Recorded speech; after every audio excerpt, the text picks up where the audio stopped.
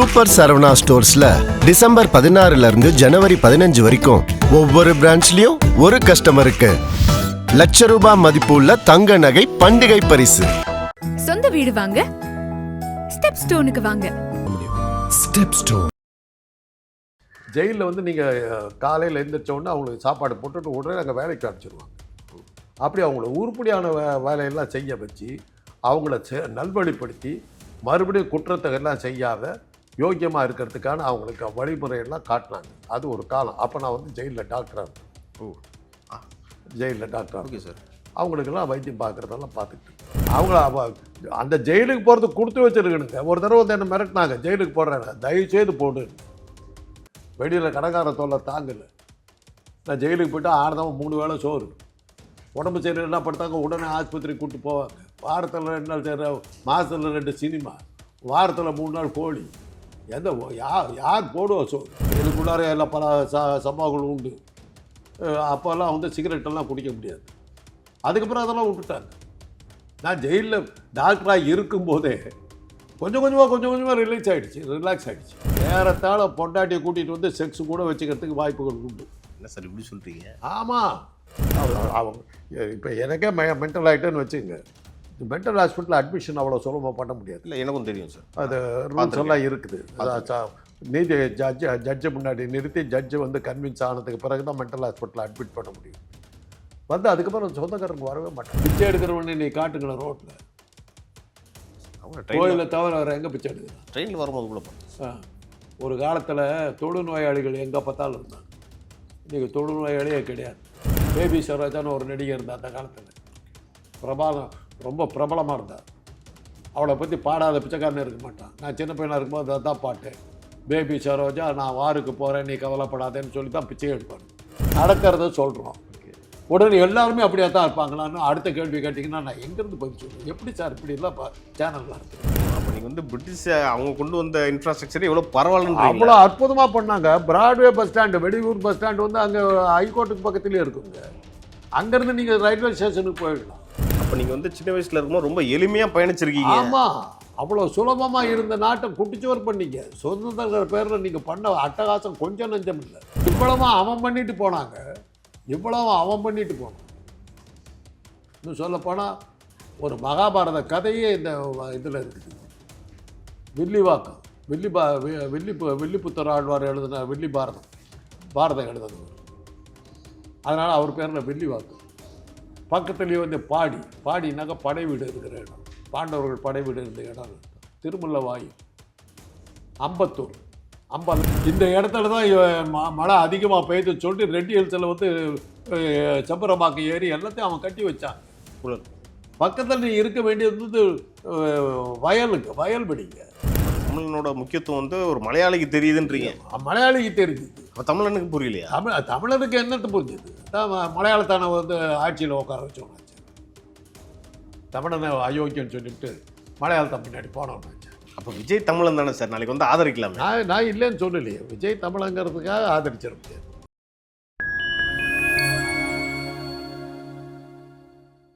Sir நம்ம அரசு Stanley ஹாஸ்பிட்டல்லாம் பார்த்தீங்கன்னா சிறை கைதிகளுக்கு தனியாக வார்டு இருக்கும்ல சார், அங்கெல்லாம் வந்து அவங்களுக்கு சரியான மருத்துவம்லாம் கொடுப்பாங்களா சார்? அதை பற்றி கொஞ்சம் சொல்லுங்கள் சார், எக்ஸ்பிளைன் பண்ணுங்கள் சார். சிறை கைதிகளுக்கு அன்னைக்கு இருந்த காலம் வேறு, இன்றைக்கி இருக்கிற காலம் வேறு. அப்போல்லாம் ஜெயிலில் போட்டாக்கா அவங்களுக்கெல்லாம் வேலை கொடுப்பாங்க. பெரிய இது ஃபர்னிச்சரு இதெல்லாம் செய்வாங்க. அச்சு தொழிற்சாலை உண்டு. இது அச்சு ஒருக்குகள், எழுத்து அச்சுக்கள், இந்த பிரிண்டிங் லெட்டர்ஸ் இருக்குல்ல, அது தயாரிக்கிற தொழிற்சாலை, மரத்தொழிற்சாலை, அது மாதிரி பல தொழிற்சாலைகள் உள்ளே இருக்கும். ஜெயிலில் வந்து நீங்கள் காலையில் எழுந்திரிச்ச உடனே அவங்களுக்கு சாப்பாடு போட்டுட்டு உடனே அங்கே வேலைக்கு அனுப்பிச்சிடுவாங்க. அப்படி அவங்கள உருப்படியான வேலையெல்லாம் செய்ய வச்சு அவங்கள நல்வழிப்படுத்தி மறுபடியும் குற்றத்தை எல்லாம் செய்யாத யோக்கியமாக இருக்கிறதுக்கான அவங்களுக்கு வழிமுறையெல்லாம் காட்டினாங்க. அது ஒரு காலம். அப்போ நான் வந்து ஜெயிலில் டாக்டராக இருந்தேன். ஜெயிலில் டாக்டராக. Okay sir. அவங்களுக்கெல்லாம் வைத்தியம் பார்க்குறதெல்லாம் பார்த்துக்கிட்டு. அப்புறம் என்ன ஆச்சுன்னா கட்டுப்படி ஆகல. ஜெயிலில் இப்போ சோறு போட முடியல. ஏன் சார், அரசு சரியாக பணம் ஒதுக்கலையா? பணம் பத்தல. இவன் ஊரில் போய் திருட்டு ஜாலியாக வந்து உள்ளே உட்காந்துக்கிறான், 3 வேளை சோறு கேட்குறான். புழல் ஜெயிலில் போகிறது அவ்வளோ சுலபம் கிடையாது, தெரியுமில்ல உங்களுக்கு. என்னதான் சார் நடக்கும்? அப்படி என்ன இருக்கும்? வாரத்தில் 3 நாள் கோழி போடுறாங்க. உங்கள் வீட்டில் கிடையாது கோழி, இவன் போடுறான். மாதத்தில் 2 சினிமா போடுறான். புழல் ஜெயிலில் நீங்கள் வந்து சுலபமாக போயிட முடியாது, திருட்டு போக முடியாது. இன்ஃப்ளூயன்ஸ் வேணும், அப்போ தான் கிடைக்கும், உள்ளே போக முடியும். இப்போ யாராவது வந்து கொலை பண்ணிட்டு நான் புழல் ஜெயிலுக்கு உள்ளே போனோம்னு நினச்சா சலபமாக போக முடியாதா?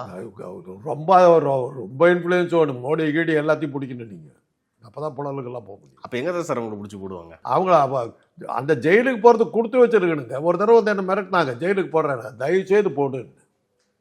வெளியில் கடைக்கார தொல்லை தாங்கலை. நான் ஜெயிலுக்கு போய்ட்டு 6 தான் 3 வேளை சோறு. உடம்பு சரியில்லைன்னா படுத்தாங்க, உடனே ஆஸ்பத்திரிக்கு கூப்பிட்டு போவாங்க. வாரத்தில் 2 நாள் சரி, மாதத்தில் 2 சினிமா, வாரத்தில் 3 நாள் கோழி. எந்த யார் போடுவா சோறு? இவ்வளோ வசதி இருக்குதுங்க ஜெயிலு. இல்லை சார், இன்றைக்கி வந்து பார்த்தீங்கன்னா போலீஸில் வந்து வலிக்கு விழுந்துட்டாங்க அப்படின்னு சொல்கிறாங்க. அந்த மாதிரிலாம் அந்த டைம் நடந்திருக்கா சார்? அதெல்லாம் இருக்கும், அதெல்லாம் எல்லா ஜெயிலுக்குள்ளார எல்லாம் பல சம்பவங்கள் உண்டு. அப்போல்லாம் வந்து சிகரெட்டெல்லாம் குடிக்க முடியாது. அதுக்கப்புறம் அதெல்லாம் விட்டுட்டாங்க. நான் ஜெயிலில் டாக்டராக இருக்கும்போதே கொஞ்சம் கொஞ்சமாக ரிலாக்ஸ் ஆகிடுச்சு. அப்போ உள்ளே வந்து எல்லாம் வந்து சுதந்திர பறவையாக தான் இருக்காங்களா சிறை? ஏறத்தாழ பொண்டாட்டியை கூட்டிகிட்டு வந்து செக்ஸ் கூட வச்சுக்கிறதுக்கு வாய்ப்புகள் உண்டு. என்ன சார் இப்படி சொல்கிறீங்க? ஆமாம் ஆமாம், அவ்வளோ சுதந்திரமா? அந்த அளவுக்கு ஜெயிலில் நடக்குது. சார் உள்ளே வந்து இந்த சண்டை போடுறது, கொலை நடக்கிற சம்பந்தம் படத்தில் அது நடக்கத்தாங்க செய்யும். ஜெயிலுக்குள்ளார வர்றவன் சரி ஒழுங்கானவனா உள்ள வர்றான். வெளியில் கொலை பண்ணுறது, வெளியில் கொள்ளடிக்கிறது, வெளியில் கற்பழிக்கிறது எல்லாம் பண்ணுறதுனால தான் உள்ளே வர்றாங்க. ஆமாம். அங்கே உள்ளே வந்தால் ஒருத்தர் அடிச்சுக்கும் போது கொண்டுக்குவானுங்க. சில சமயங்களில் வார்டர்கள் கண்டுக்க மாட்டாங்க. வார்டனே கண்டுக்க மாட்டாங்க? கண்டுக்க மாட்டாங்க. இல்லை வார்டனுக்கு எதாவது கட்டிங் ஏதாவது சார் சாப்பிட்டுன்னு விட்டுருவாங்க. ஏன் இவங்களுக்கு அவ்வளோ பெரிய தலைவலியாக இருக்குமா வார்டன்? மென்டல் ஹாஸ்பிட்டல் என்ன பண்ணுவோம் தெரியுங்களா? மனநல மருத்துவமனையில் சொந்தக்காரங்க கொண்டு விட்டு போயிடுவாங்க. யார் என்னன்னெலாம் தெரியாது. அவங்க இப்போ எனக்கே மென்டல் ஆகிட்டேன்னு வச்சுங்க, மென்டல் ஹாஸ்பிட்டலில் அட்மிஷன் அவ்வளோ சுலபமாக பண்ண முடியாது. இல்லை எனக்கும் தெரியும் சார், அது ரூல்ஸ் எல்லாம் இருக்குது. நீதி ஜட்ஜை முன்னாடி நிறுத்தி ஜட்ஜு வந்து கன்வின்ஸ் ஆனதுக்கு பிறகு தான் மென்டல் ஹாஸ்பிட்டலில் அட்மிட் பண்ண முடியும். வந்து அதுக்கப்புறம் சொந்தக்காரங்க வரவே மாட்டாங்க, கூட்டிகிட்டு போக மாட்டாங்க. அவங்க சரியானா கூட பலமா இப்போ சரியானா ஏனாலும் போய் விசிட்டர்ஸே வர மாட்டாங்க. பல சமயத்தில் என்ன பண்ணுவாங்க தெரியுங்களா? என்ன சார்? எங்களுக்குள்ள நாங்கள் வச்சிருக்கிற பல ரகசியங்கள் அவங்கள உடம்பு சரியில்லை வைத்தியம் பண்ண விட்டுருவோம். அது அவங்களுக்கு வகையில் நல்லதுன்னு நினச்சி நீங்கள் பண்ணுறீங்க? வேறு வழி இல்லை. அவனை யாரும் சொந்தக்காரன் எவனையும் ஏற்றுக்கல, அவனை என்ன பண்ண முடியும்? விட்டுருவோம். காப்பாற்றினா அவனுக்கு இன்னும் கெடுதல்ன்ற மாதிரி நீங்கள் எதுவும்? ஆமாம், அவனை ஏற்றுக்கிறதுக்கு அந்த சமூகம் ரெடியாக இல்லை, சொந்தக்காரர்கள் தயாராக இல்லை. அவன் வெளியில் போய் என்ன பண்ணுவான்? இல்லை சார், அவங்களுக்கு வந்து கவுன்சிலிங் கொடுக்கலாம்ல சார்? எல்லாம் கவுன்சிலிங் கொடுத்துட்டு சரி பண்ணிவிடுவாங்க. சரி பண்ணிவிட்டு அவங்களுக்கு தகவல் சொல்லுவோம், நல்லா இருக்கா வந்து கூட்டு போங்க. அப்படியே அவரை என் சொந்தமே இல்லைட்டு போடுவாங்க, அப்படியே விட்டுருவாங்க. யாரோ ஒருத்தவங்க 2 பேர் இந்த மாதிரி இருப்பாங்க, எல்லாருமே அப்படியா சார் இருப்பாங்க? இடத்துல தப்பு நடக்குதுன்னாக்கா அத்தனை பேர் அப்படியா இருப்பாங்கன்னு அடுத்த கேள்வி கேட்டிங்கன்னா நான் உங்கள் புத்திசாலித்தனத்துக்கு முன்னாடி என்ன பதில் சொல்ல முடியாது. இல்லை இல்லை, அப்படி சொல்ல நடக்கிறத சொல்கிறோம். ஓகே, உடனே எல்லாருமே அப்படியே தான் இருப்பாங்களான்னு அடுத்த கேள்வி கேட்டிங்கன்னா நான் எங்கேருந்து பதில் சொல்கிறது? எப்படி சார் இப்படிலாம் சேனல் நடத்துறீங்க? இல்லை சார், நான் கேள்வி என்னன்னா இப்போ இந்த மாதிரி சிறையில் நடக்குதுன்னு சொல்கிறோம். ஓகே, புரியுது. அப்படி தான் எல்லாமே நடக்குதா சார்? உடனே அடுத்த அப்படி அதுக்கு போகிறீங்களே, என்ன அப்படி எப்படி பதில் சொல்கிறது? இல்லை சார், புரியுது. இப்போ ரோட்லலாம் நிறைய பேர் பிச்சை எடுக்கிறாங்களே, அவங்களாம் கூட இங்கேருந்து வந்தவங்க தானா அப்படின்ற மாதிரி கேள்வி. பிச்சை எடுக்கிறவனே நீ காட்டுங்களேன் ரோட்டில், கோயிலை தவிர வேறு எங்கே பிச்சை எடுக்கிறான்? ட்ரெயினில் வரும்போது கூட பார்த்தோம். ஒரு காலத்தில் தொழுநோயாளிகள் எங்கே பார்த்தாலும் இருந்தாங்க. இன்றைக்கி தொழுநோயாளியே கிடையாது, தெரியுமில்ல? பிச்சைக்காரர் ஒழிப்பு திட்டம்னு சொல்லி கலைஞர் குழந்தை வச்சு பரந்தூரில் வச்சார். அங்கேயும் நான் தான் டாக்டர். இன்றைக்கி இப்போ ஒரு காலத்தில் சனிக்கிழமைனாக்கா பிச்சைக்காரனுக்கு கூட்டம் வந்து நிற்குங்க, வீடு வீடாக வந்து நிற்பாங்க. சில பாடல்கள்லாம் பிரபலமான பாடல்கள்லாம் உண்டு. பேபி சரோஜான்னு ஒரு நடிகை இருந்தார் அந்த காலத்தில், ரொம்ப பிரபலமாக இருந்தார். அவளை பற்றி பாடாத பிச்சைக்காரனே இருக்க மாட்டான். நான் சின்ன பையனாக இருக்கும்போது அதான் பாட்டு, பேபி சரோஜா நான் வாருக்கு போகிறேன் நீ கவலைப்படாதேன்னு சொல்லி தான் பிச்சையே எடுப்பாடு. சனிக்கிழமை ஆச்சுன்னா தெருவில் நடக்க முடியாது, அவ்வளோ பிச்சைக்காரன் இருப்பான். அந்த தள்ளு வண்டியில் தள்ளிட்டு வருவாங்க, கொடுத்து தொழில் நோயாளிகளை தள்ளிட்டு பிச்சை எடுக்கிறதுக்கு வருவாங்க. காட்டுங்களை பார்க்கலாம். எல்லாத்தையும் ஒழிச்சு கட்டிட்டாங்க, முடிச்சாச்சு. அது அந்த பிச்சைன்ற சமூகமே வந்து மாறி போயிடுச்சு. இன்னைக்கு இல்லை, இன்னைக்கு அந்த பிச்சை எடுக்கிறது வேற மாதிரி போயிடுச்சு. எந்த மாதிரி? அதை கௌரவ பிச்சைக்கு போயிட்டானுங்க. இந்த சாமி படத்தை வச்சு தள்ளிட்டு வருது. அதுக்கு சாய்பாபா படத்தை வச்சுக்கிட்டு வந்து 5 ரூபா 1 ரூபா 50 காசுக்கு 60 காசு போட்டிருந்த காலத்தில் இப்போ 50 ரூபா 100 ரூபா போட்டு 10 ரூபா போட்டால் கூட நம்மளோட பிச்சைக்காரன் போட்டுருக்குன்னு வச்சுட்டு போகிறான். இப்போ நம்ம 10 ரூபா போட்டால் நம்மளை பிச்சைக்கார மாதிரி பார்க்குறான்றீங்களா?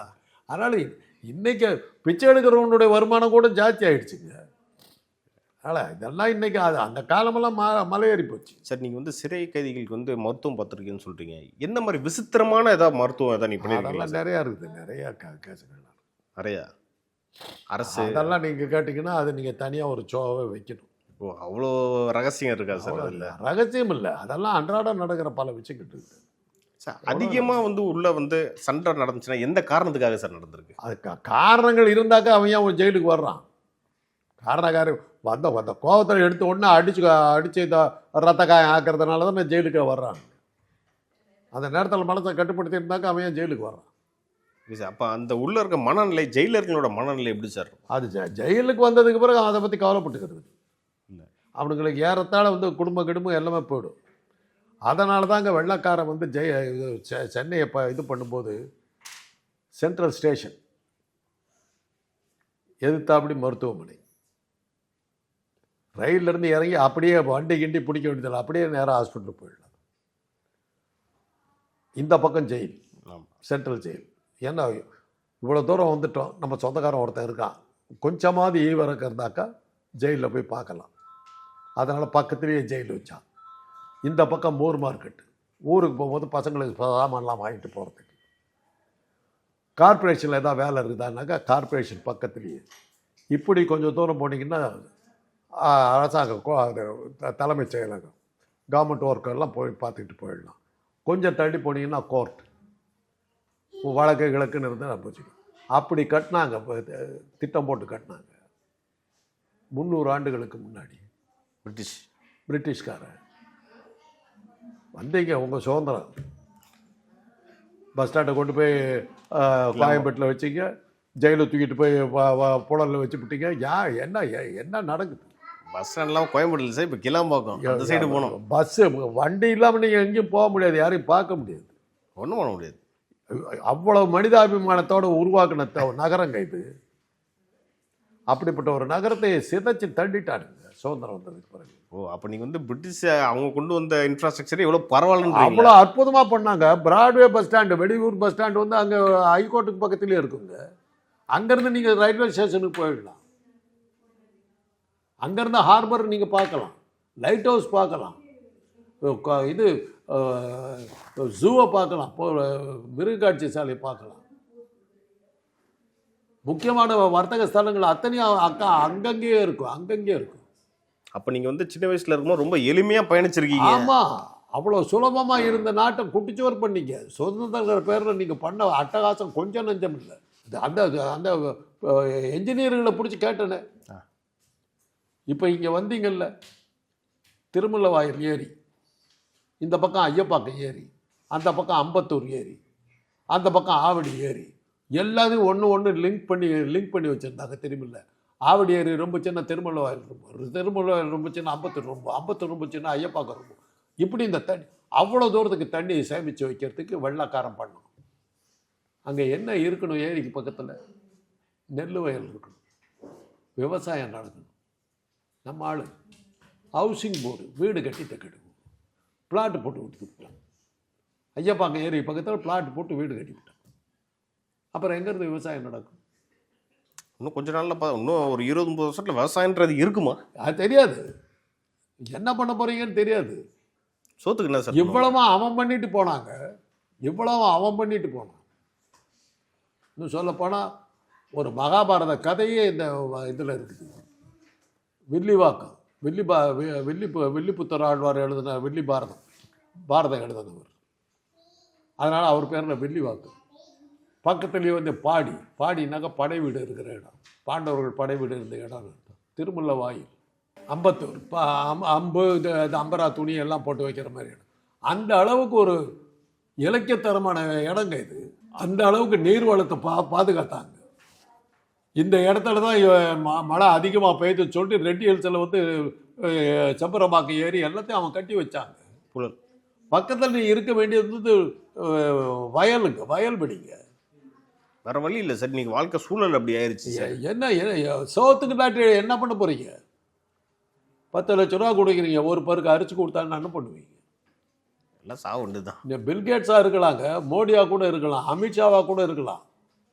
சோறுக்கு திங்கணுமில்ல, திங்கிறதுக்கு சோறு வேணுமில்ல. என்ன இன்னைக்கு தான் வந்துருச்சே சார். ஒரு உத்தரவு போட்டாக்கா அமித்ஷா வயிறு ரொம்பிடுமா? உத்தரவு போட்டாக்கா அமித்ஷா ராமர் கோயிலில் போய் கும்பிட்டாக்கா வயிறு ரொம்பிக்குமா? சோறு வேணுங்க. விவசாயி அதான் ஒரு மம்முட்டிங்கிற ஒரு நடிகர் சொன்னார், தமிழ்நாட்டில் இருக்கிற விவசாயி வந்து சேத்துல கை வச்சாதான்டா நான் சோத்துல கை வைக்க முடியும். நம்ம விவசாயி சேத்துல கை உழுது பயிர் பண்ணாதாங்க கேரளாவில் அரிசி கிடைக்கும். அப்போ தமிழனோட முக்கியத்துவம் வந்து ஒரு மலையாளிக்கு தெரியுதுன்றீங்க. மலையாளிக்கு தெரிஞ்சுது, அப்போ தமிழனுக்கு புரியலையா? தமிழனுக்கு என்னத்து புரிஞ்சுது? அதான் மலையாளத்தானை வந்து ஆட்சியில் உட்கார வச்சோன்னாச்சு. தமிழனை அயோக்கியன்னு சொல்லிவிட்டு மலையாளத்தை பின்னாடி போனோம்னாச்சு. அப்போ விஜய் தமிழன் தானே சார், நாளைக்கு வந்து ஆதரிக்கலாமே. நான் இல்லைன்னு சொல்லலையே, விஜய் தமிழங்கிறதுக்காக ஆதரிச்சிட முடியாது. அப்போ அரசியல் சிந்தனை இருக்கணும், அரசியல் ஞானம் இருக்கணும், ஏதாவது அடிப்படை ஞானம் இருக்கணும். அப்போ எம்ஜிஆருக்கு இருந்துச்சு இல்லை சார், அதனால தான் சார் முதல்வர் எம்ஜிஆர் சார் ஜெயிச்சவன்லாம் வெற்றி பெற்ற மனிதரெல்லாம் புத்திசாலி இல்லை, புத்தி உள்ள மனிதரெல்லாம் வெற்றி காண்பதில்லை. அவ்வளோதான். அது அம்மையார் ஜெயலலிதாவுக்கும் பொருந்துமா? அது யாருக்குமே பொருந்தும், எனக்கும் பொருந்தும், உங்களுக்கும் பொருந்தும். ஓகே சார், நம்ம நடப்பு அரசியல் மற்றும் சமூக நிகழ்வு குறித்து நிறைய பேசணும் சார். இது குறித்து அடுத்தடுத்த நிகழ்ச்சிகள் இன்னும் நம்ம டீட்டெயிலாக பேசலாம் சார். நன்றி.